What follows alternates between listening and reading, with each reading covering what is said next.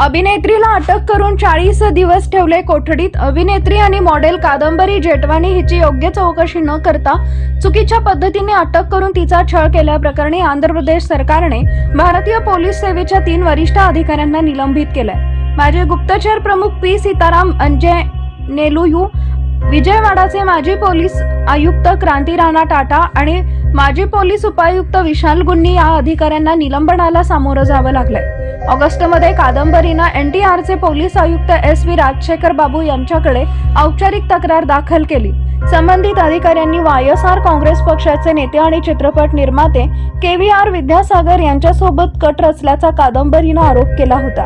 वरिष्ठ पोलीस अधिकाऱ्यांनी विद्यासागर यांच्याशी संगनमत करून तिला आणि तिच्या पालकांना त्रास दिला आणि कोणतीही पूर्वसूचना न देता त्यांना अटक करून मुंबईहून विजयवाडा इथं नेले, असं तिनं फिर्याद दिली आहे। मूळची मुंबईची रहिवासी असलेल्या कादंबरी हिनं सांगितले की पोलिसांनी तिचा आणि तिच्या वृद्ध आई वडिलांचा अपमान करून त्यांना बेकायदेशीर नजरकैदेत ठेवले। जेटवानीच्या कुटुंबियांनी 40 दिवसांहून अधिक काळ न्यायालयीन कोठडीत काढले।